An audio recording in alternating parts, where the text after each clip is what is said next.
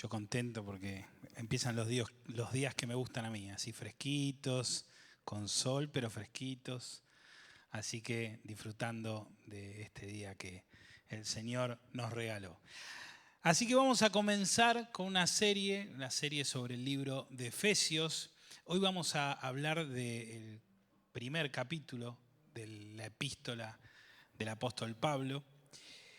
Pero antes vamos a dar un pequeño contexto, muy chiquitito, sobre Éfeso.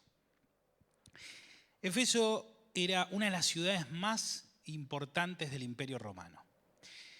Era la capital de la provincia de Asia. Para que se ubiquen hoy sería Esmirna en Turquía.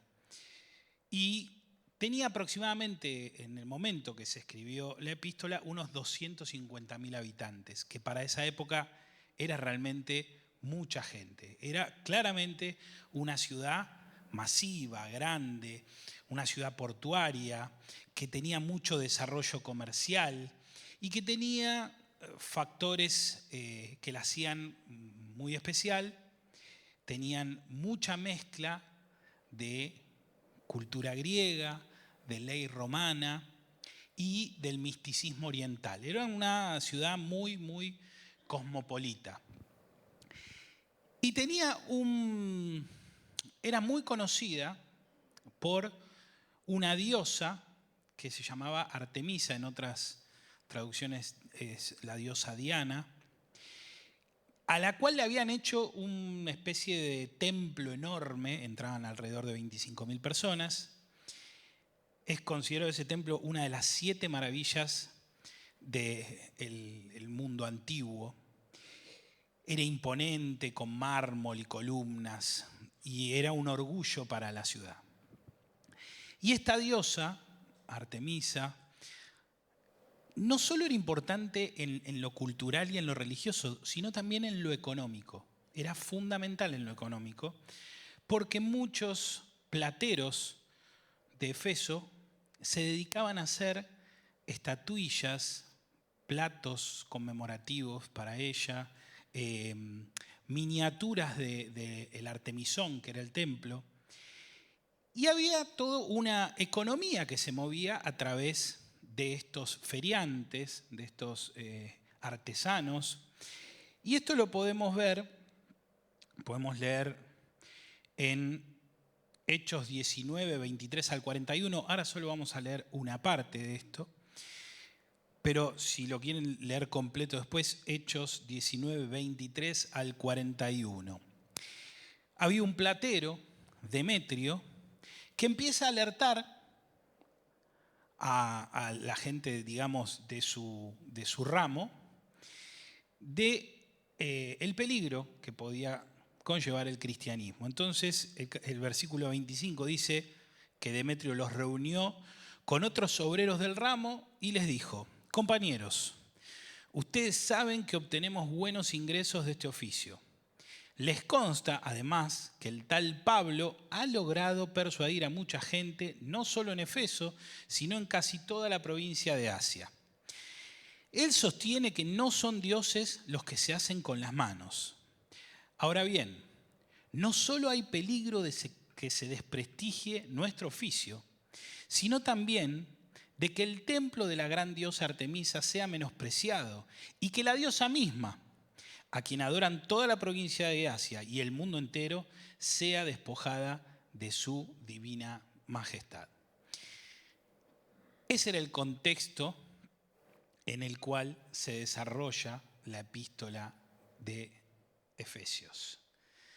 Una ciudad cosmopolita, una ciudad muy grande, con un gran desarrollo económico, que era conocida por su misticismo oriental. Había mucha brujería, había mucha magia y era muy conocida por la diosa Artemisa. Ahí es donde el cristianismo empieza a aflorar. Yo me imagino el desafío que tendrían Pablo y los cristianos de la época, de ir a evangelizar a una ciudad con estas características.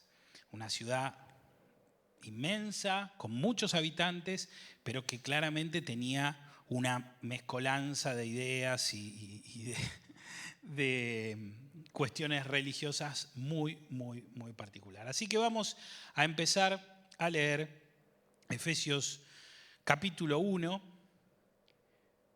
Voy a leer en la Nueva Versión Internacional. Dice: Pablo, apóstol de Cristo Jesús por voluntad de Dios, a los fieles creyentes en Cristo Jesús que están en Éfeso. Que Dios nuestro Padre y el Señor Jesucristo les concedan gracia y paz. Bendiciones espirituales en Cristo. Dice: bendito sea Dios, Padre de nuestro Señor Jesucristo, que nos ha bendecido en las regiones celestiales con toda bendición espiritual en Cristo. Dios nos escogió en Él antes de la creación del mundo, para que vivamos en santidad y sin mancha delante de Él. En amor nos predestinó para ser adoptados como hijos suyos por medio de Jesucristo, según el buen propósito de su voluntad, para alabanza de su gloriosa gracia que nos concedió en su amado. En Él tenemos la redención mediante su sangre, el perdón de nuestros pecados, conforme a las riquezas de su gracia, la cual Dios nos dio en abundancia con toda sabiduría y entendimiento. Él nos hizo conocer el misterio de su voluntad conforme al buen propósito que de antemano estableció en Cristo, para llevarlo a cabo cuando se cumpliera el tiempo, esto es, reunir en Él todas las cosas, tanto las del cielo como las de la tierra. En Cristo también fuimos hechos herederos, pues fuimos predestinados según el plan de aquel que hace todas las cosas conforme al designio de su voluntad, a fin de que nosotros, que fuimos los primeros en poner nuestra esperanza en Cristo, seamos alabanza de su gloria. En Él también ustedes, cuando oyeron el mensaje de la verdad, el evangelio que les trajo la salvación y lo creyeron, fueron marcados con el sello que es el Espíritu Santo prometido.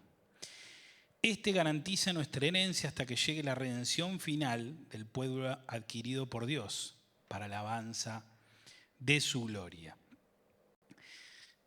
Quiero detenerme un poquito en los versículos 4, 5 y 6, en esa parte. Voy a releerlo rápidamente. Dios nos escogió en Él antes de la creación del mundo para que vivamos en santidad y sin mancha delante de Él. En amor nos predestinó para ser adoptados como hijos suyos por medio de Jesucristo según el buen propósito de su voluntad, para alabanza de su gloriosa gracia que nos concedió en su amado. Hay una palabra o dos palabras que están muy relacionadas que destacan de estos tres versículos. La palabra escogió y predestinó. La palabra, vamos a enfocarnos en la palabra escogió. La palabra escogió viene del griego exelexato y significa algo fuera de. O sea, está utilizado para referirse a algo que se saca, se aparta para algo específico, para una labor específica. Se utilizaba mucho para los hombres que eran llamados al servicio militar o para personas que eran destinadas a una misión especial. Es decir, que Dios nos escogió, nos seleccionó desde antes de la creación del mundo para una misión especial. Y yo pregunto, ¿para qué nos escogió Dios? ¿Por qué creó el mundo? ¿Por qué nos creó a nosotros? ¿Por qué nos eligió? Y en estos tres versículos hay una respuesta, o por lo menos Pablo da una respuesta de por qué nos escogió Dios.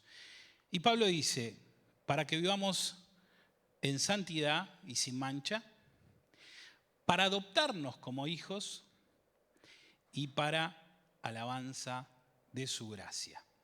Y quizás los dos primeros puntos los tenemos como más adaptados o ayornados, o lo tenemos más en nuestro vocabulario, digamos. Dios nos quiere santos, sin mancha, Dios nos llama a sus hijos. Pero quiero que hablemos de que fuimos escogidos para la alabanza de su gracia. ¿Y qué es alabar su gracia? Primero, bueno, vamos a dividir un poquito. Quizás estamos acostumbrados a que alabar sea venir acá el domingo y cantar alguna canción, o también en casa ponemos alguna canción y cantamos y tengamos ese concepto de alabanza, que está bien, es una parte o es una forma de alabar.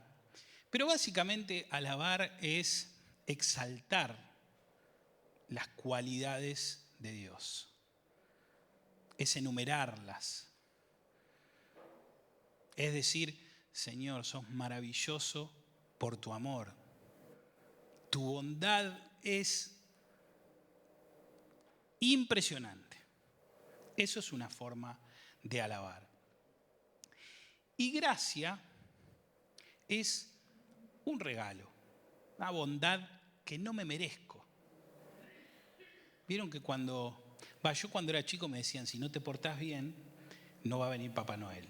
¿Hay algún chico acá que no hay ningún chico? ¿Están todos arriba? Bueno. ¿Alguno no sabe que Papá Noel no existe? No, por la duda alguien levanta la mano y le estoy rompiendo el corazón. Cuando yo era chico te decían, si no te portás bien, mira que Papá Noel no te va a traer nada. O te va a traer algo medio pelo. Quizás era la excusa de mis viejos para no... Nada, me regalaban cosas. Pero bueno, uno decía, me tengo que portar bien, así me viene el regalo, o me viene un buen regalo. O sea, había un merecimiento. Cuando uno se portaba bien, había una recompensa. Si te va bien en el colegio, te vamos a regalar eso que estabas esperando. Si te sacás una buena nota o si ordenás tu cuarto, no sé, te llevo a tomar un helado, vamos a pasear. Siempre como que hay que hacer algo para tener esa recompensa, ese regalo. Bueno, la gracia no tiene esa necesidad. La bondad de Dios, esa gracia, es inmerecida para nosotros. No calificamos, no hay nada que podamos hacer para ganarnos la gracia de Dios, más que aceptar a Jesús en nuestras vidas. No hay nada. No hay nada para que Dios tenga más gracia sobre mí. De hecho, la palabra dice, donde abunda el pecado, sobreabunda la gracia. Entonces, la gracia es esa bondad que no merecemos. Así que alabar su gracia es alabar algo, una cualidad de Dios para con nosotros que no merecemos. Y es interesante porque si comenzamos, o sea, Pablo dice, nos escogió para que seamos sin mancha, que seamos santos, que seamos llamados sus hijos y que alabemos su gracia.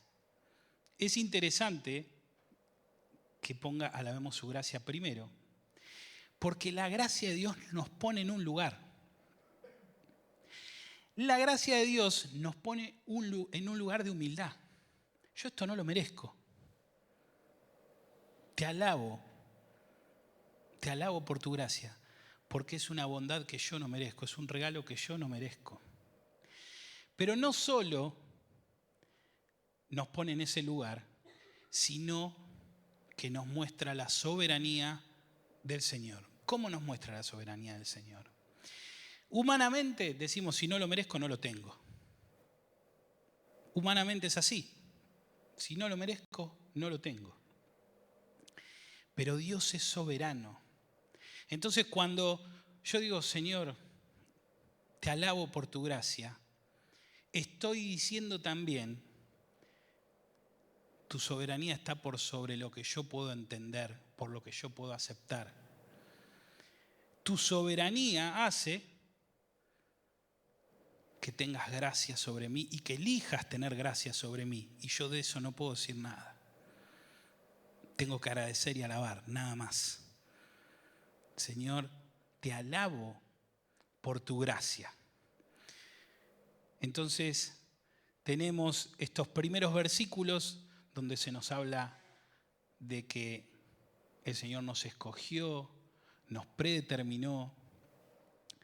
Y también, si vamos un poquito más adelante, en el versículo 13 dice, en Él también ustedes, cuando oyeron el mensaje de verdad, el evangelio que les trajo la salvación y lo creyeron, fueron marcados con el sello que es el Espíritu Santo prometido. Y también quiero detenerme ahí en marcados con el sello, sellados. Cuando uno sella algo, está diciendo, esto es mío. O está hablando de cierta calidad. Miren que están los sellos, por ejemplo, los IRAM, ¿no? Yo no entiendo mucho del tema, pero sé que es un sello de alta calidad. Cuando algo viene con ese sello es porque todos los procedimientos que se llevaron para desarrollar ese producto fueron de la más alta calidad. Un sello también puede decir, por ejemplo, los sellos INTAC, que es yo te aseguro que esto no contiene nada que te pueda hacer mal o a determinadas personas. Entonces ese sello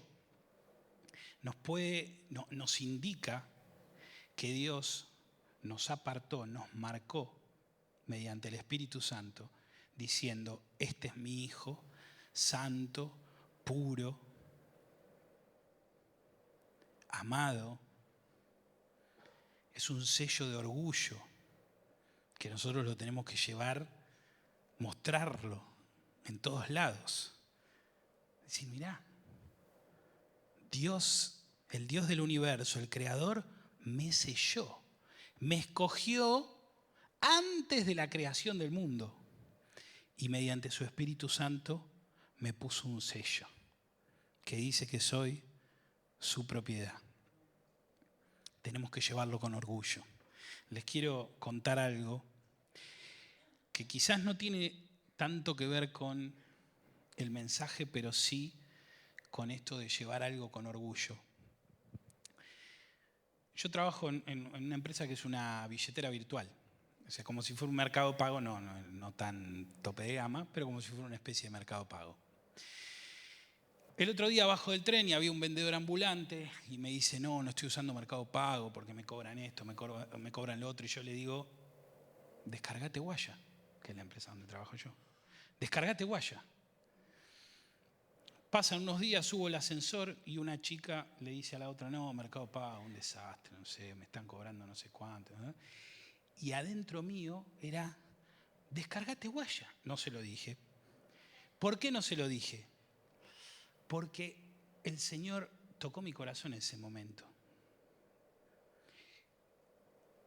Me quedé mudo, se bajaron del ascensor y en mi mente y en mi corazón era, ¿por qué tan orgulloso hablando de la empresa donde trabajás y no haces lo mismo cuando ves una persona llorando en la calle, cuando escuchás a alguien afligido o simplemente cuando ves una persona y tenés que predicarle el evangelio? Me mató. Es una empresa en la que trabajo hace 6 meses y me salía tan fácil. Descargate esta aplicación que es buenísima.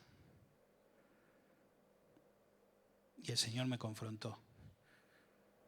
Vas a la iglesia desde que naciste, me conoces de chico.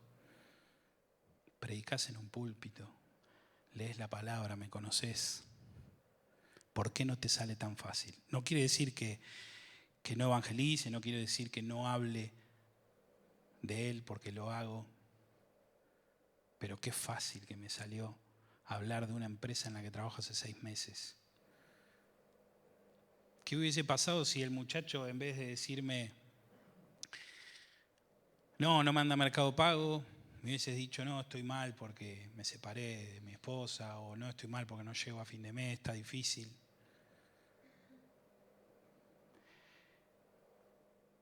Me confrontó. No quiero que nos vayamos, pero quería compartirlo. Ese sello que Dios nos pone a través de su Espíritu, lo tenemos que llevar a todos lados y mostrarlo orgullosos. Dios me salvó, Dios me rescató a través de Jesús y yo te lo quiero compartir. Vamos a seguir leyendo y dice el versículo 15. Por eso yo, por mi parte, desde que me enteré de la fe que tienen en el Señor Jesús y del amor que demuestran por todos los creyentes, no he dejado de dar gracias por ustedes al recordarlos en mis oraciones. Pido que el Dios nuestro, Señor Jesucristo, el Padre glorioso, les dé el espíritu de sabiduría y de revelación para que lo conozcan mejor. Pido también que les sean iluminados los ojos del corazón para que sepan a qué esperanza Él los ha llamado. ¿Cuál es la riqueza de su gloriosa herencia entre pueblo santo? Y cuán incomparable es la grandeza de su poder a favor de los que creemos. Ese poder es la fuerza grandiosa y eficaz que Dios ejerció en Cristo cuando lo resucitó de entre los muertos y lo sentó a su derecha en las regiones celestiales. Muy por encima de todo gobierno y autoridad, poder y dominio y de cualquier otro nombre que se invoque, no solo en este mundo, sino también en el venidero. Dios sometió todas las cosas al dominio de Cristo y lo dio como cabeza de toda la iglesia. Esta, que es su cuerpo, es la plenitud de aquel que llena todo por completo. Y quiero que nos detengamos unos minutos en el versículo 17. Dice, pido que el Dios de nuestro Señor Jesucristo, el Padre glorioso, les dé el espíritu de sabiduría y de revelación para que lo conozcan mejor. La palabra que se utiliza, la palabra que Pablo utiliza cuando dice conozcan, en griego es epignosis. El conocimiento en griego es gnosis, con G, gnosis, ¿no? Y esta palabra utiliza un prefijo que es epi. O sea, la palabra que utiliza Pablo no es gnosis, es epignosis, que significa por sobre. ¿Qué está diciendo Pablo de conocimiento? No está hablando de un conocimiento superficial. Está hablando de un conocimiento excelso, profundo. La palabra epi también se utiliza para decir intenso, intensidad. Entonces, un conocimiento intenso. Algo por encima del conocimiento común. Algo que vaya profundo. A continuación, en el versículo 18, Pablo pide que se iluminen los ojos del corazón. Me encanta esta imagen. Yo oro mucho diciendo, Señor, abrí los ojos de mi corazón, abrí los ojos de nuestro corazón. Claramente es una imagen metafórica.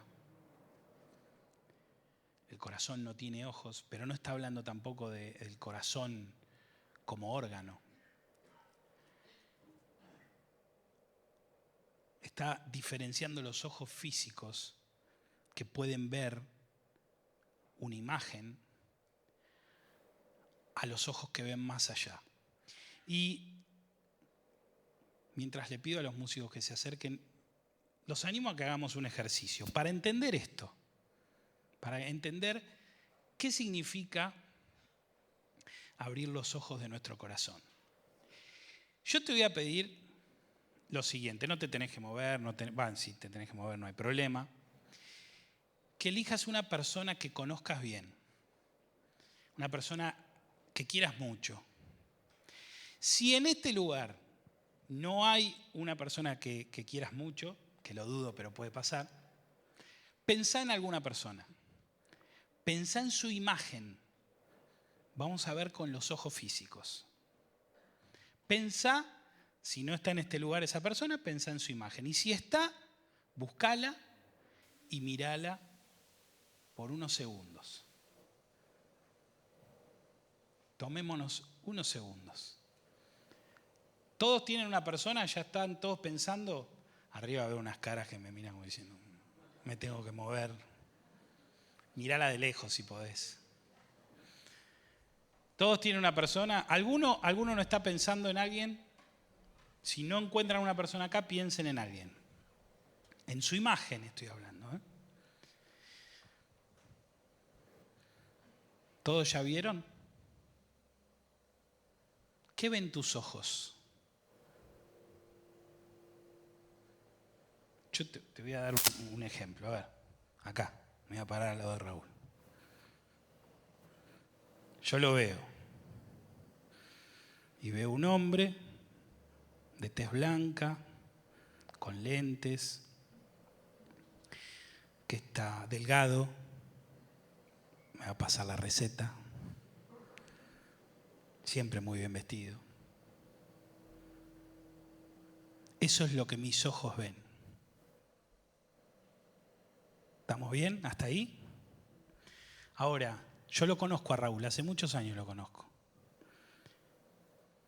¿Qué ven mis ojos del corazón? Ven a un siervo, ven a una persona graciosa, divertida. Los que no lo conocen, Raúl es muy divertido. Raúl imita gente.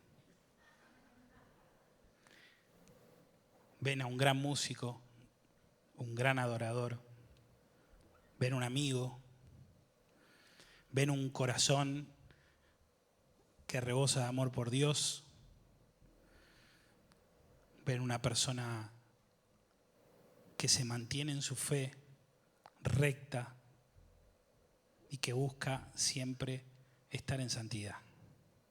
Esos ven mis ojos del corazón. ¿Se entendió? Ahora, esa persona que vos miraste con tus ojos físicos, ¿qué dicen tus ojos del corazón? ¿Qué dicen sobre esa persona?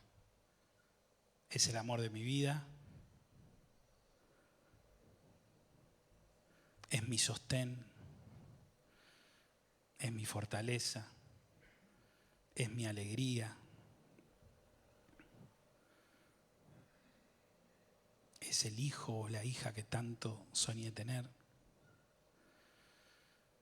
¿Es el amigo que me escucha cuando necesito una oreja? ¿Es la persona que me abraza cuando necesito un abrazo? Esos son los ojos del corazón. Y Pablo pide al Señor que se nos iluminen los ojos del corazón. Y se pido también que sean iluminados los ojos del corazón para que sepan a qué esperanza Él los ha llamado, cuál es la riqueza de su gloriosa herencia entre el pueblo santo y cuán incomparable es la grandeza de su poder a favor de los que creemos. Ese poder es la fuerza grandiosa y eficaz que Dios ejerció en Cristo cuando lo resucitó de entre los muertos y lo sentó a su derecha en las regiones celestiales. Que el Señor abra nuestros ojos del corazón para poder ver esa gloria. Nunca vamos a entender su gracia, porque es inmensa, nunca vamos a entender su amor. Pero que el Señor abra nuestros ojos espirituales, nuestros ojos del corazón, para poder disfrutar de su amor, de su gracia, de su bondad, de su perdón, de su misericordia y de su salvación. Nos ponemos de pie y oramos. Señor, te agradecemos porque somos escogidos, porque somos tus hijos. Agradecemos tu gracia, tu bondad y tu amor. Te alabamos, Señor, por eso. Alabamos tu gracia. Señor, sabemos que no lo merecemos, pero te alabamos porque nos amás, porque nos escogiste. Gracias, Señor. En el nombre de Jesús te pedimos que ilumines nuestros ojos del corazón para poder ver tu gloria, para poder ver tus maravillas.